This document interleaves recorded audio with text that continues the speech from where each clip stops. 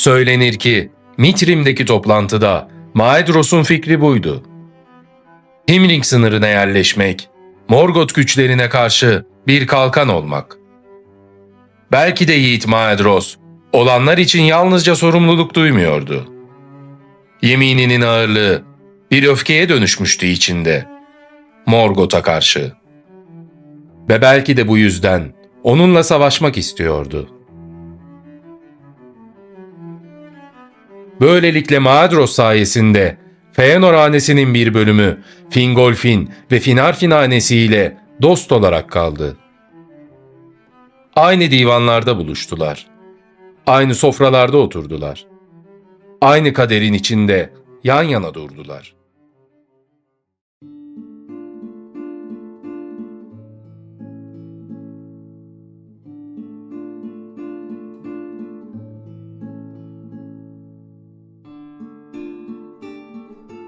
Ama doğuda Caranthir ve halkı Geryon Nehri'nin kollarını aşıp en doğuya ilerledi.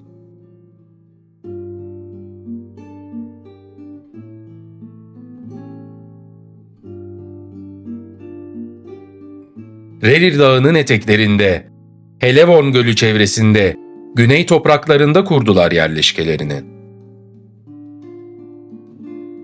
Ve bir gün Eretluin tepelerine tırmanıp doğuya baktıklarında sessizlik çöktü üzerlerine. Çünkü karşılarında yaban bir dünya vardı. Issız, uçsuz bucaksız, dokunulmamış. Orta dünya tüm çıplaklığıyla uzanıyordu önlerinde. Zaman geçti. Caranthir cücelerle karşılaştı. Cüceler Noldor'un gelişiyle birlikte yolculuklarını da azaltmıştı. Kendi halkları dışında kimseyi sevmezlerdi. Ama serveti tanırlardı. Beceriyi bilirlerdi. Zamanla yolları kesişti. İletişim kurdular. Ama dost olmadılar. Cüceler içlerine kapanıktı. Alıngandı. Caranthir ise babasından miras kaldığı gururu taşıyordu. Ve bunu saklamıyordu. Cüceleri sevmediğini hiç gizlemezdi. Ama iki ırkın da içinde aynı ateş yanıyordu. Morgoth'a karşı duyulan öfke. İşte bu yüzden ittifak kaçınılmazdı. Sevseler de, sevmeseler de birbirlerini yan yana durdular. Cüceler öğrenmek istiyordu. Noldor ise zanaatte eşsizdi. Sonuçta Aule'nin öğrencileriydi. Naugrim zamanla çok şey öğrendi Caranthir ve halkından. Bilgi büyüdü, servet büyüdü. Ve adları diğerlerinden daha hızlı yayıldı. Cüceler gel zaman git zaman Beleriand'a daha sık gelmeye başladılar.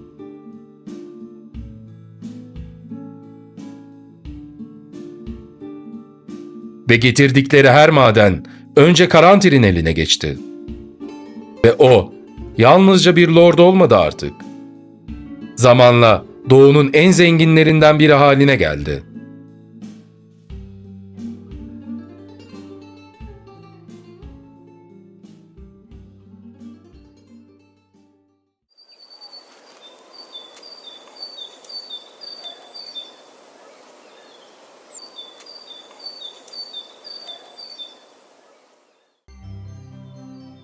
Güneşin çeyrek asrı bitince Noldor'un yüksek kralı Fingolfin büyük bir şölen hazırlattı.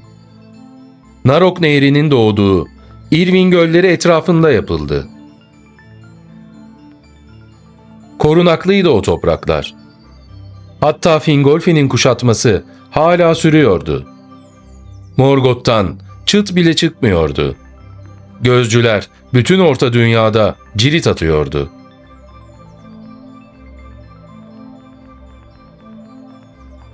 Yine de Fingolfin tedbiri elden hiçbir zaman bırakmak istemiyordu. Şölen alanı koruma altındaydı.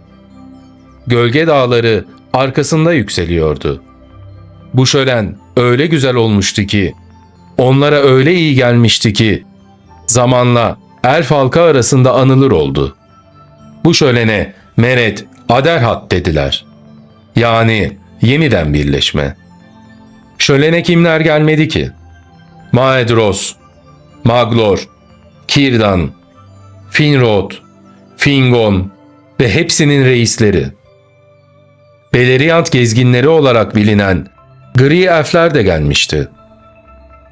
Bir hayli kalabalıktı. Yeşil elfler geldi. Osiriand'dan. Ama Kral Gripelerin katılmadı. Çünkü Noldor'a karşı ketumdu. Sadece 2 haberci gönderdi. Mabluk ve Daeron. Hoş, halkları da hiçbir zaman tam uyum sağlayamadı. Çünkü Sindar, Valinor lisanına aşina değildi. Fakat buna karşılık Noldor, Valinor'dan yeni gelmişti. Sindar dilini çabucak öğrendiler ve onları mahcup etmemek için o dili konuşur oldular. Şölende yiğitlikler konuşuldu. Dostluklara dair yeminler edildi. Ve Morgoth'a karşı birliğin hatları yeniden çizildi.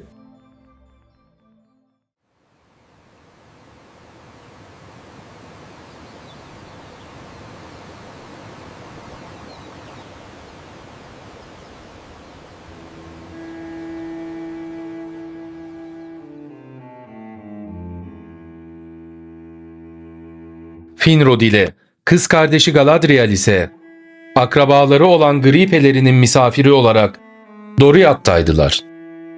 Çünkü Thingol, Angro'da açık açık belirtmişti. Memleketime yalnızca akrabalarımı ya da misafirlerimi kabul ederim. Daha sonra Thingol, Finrod'a Menegroth'u gezdirdi. Finrod, Menegroth'a hayran kaldı. Çünkü orası bir medeniyetin altın harfi gibi kazınmıştı dağın içine. Hem elflerin ihtişamı hem cücelerin zanaati. Yaşıyordu o dağın içinde. Ve o aynı böyle bir yer kurmak istedi. Dağların içinde gizli, korunaklı bir krallık. Halkını korumak ve yüceltmek istiyordu. Bu derdini Thingol'e açtı. Thingol ona Narok dolaylarından bahsetti. Doriath'ın batısında, Farod Dağı'nın eteklerinde birçok mağara olduğunu söyledi. Ve orada bir mağara şehri kurabileceğinden bahsetti.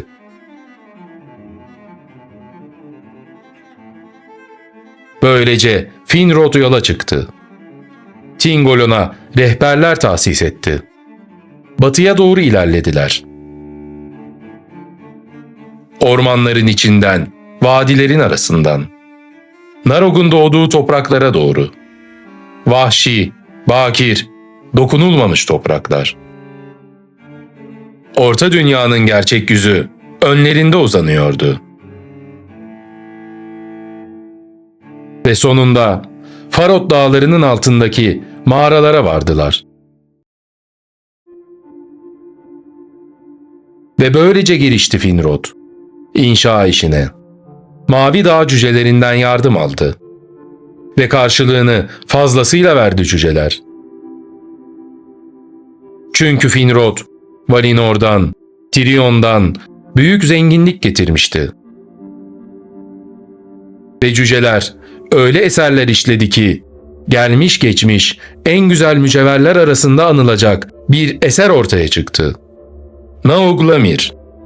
Bu mücevher, Valinor'daki birçok mücevherden bile üstündü işçiliğiyle. Pamuk kadar hafif ama bir o kadar zarifti. Boydan boya uzanan altın ve taşla işlenmişti. Muhteşem bir cüce işçiliğiydi. Ve Finrod'a verildi.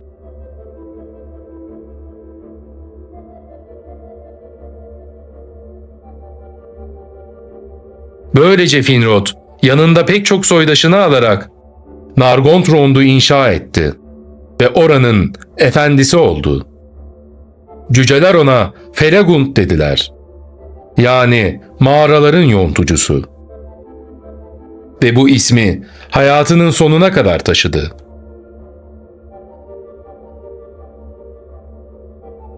Kız kardeşi Galadriel ise Finrod ile gitmedi. Doriath'ta kaldı. Ve Gripelerinin akrabası Celeborn ile aralarında bir aşk doğdu. Aşkı uğruna Doriath'taydı. Ve Melian'dan çok şey öğrendi. Orta Dünya'yı tanıdı. Melian ona Valinor'dan kalan birçok bilgiyi öğretti. Ve Galadriel bir gün kuracağı krallığını işte bu bilginin üzerine inşa edecekti.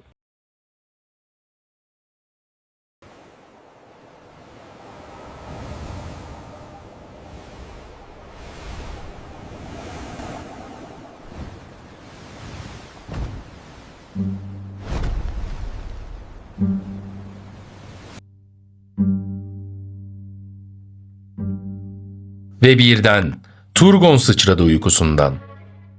Suların efendisi ona bir görü yollamıştı. Rüyasında gelecekte Morgoth ile olacak savaşları gördü. Korkmuştu. Kederlenmişti. Ve ilk başta anlam verememişti bu rüyalara. Belki de Ulmo'nun ona seslendiğini henüz fark etmemişti.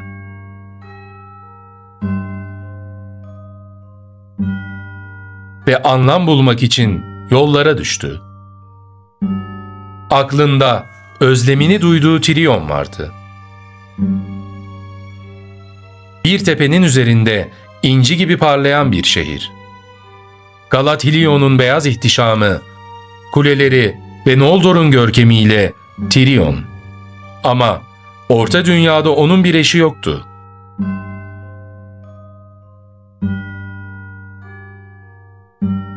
Bu özlemle Turgon geri döndü Nevras'ta. Ve Vinyamar'daki konağında yaşamaya devam etti. Rüyaların üzerinden bir yıl geçti.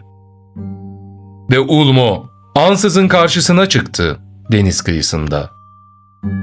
Ve buyurdu: Sirion Vadisi'nde tek başına dolaş. Aradığın şeyi orada bulacaksın. Ve Turgon, Ulmo'nun rehberliğiyle yollara revan oldu. Kuşatan dağların içinde saklı bir vadi keşfetti. Sessiz, gizli, dokunulmamış ve bunu kimseye söylemedi. Ama içinde bir şey büyüyordu. Bir hayal, bir şehir ve o hayal bir gün Gondolin olacaktı. Elflerin gelmiş geçmiş en gizli, en görkemli şehri.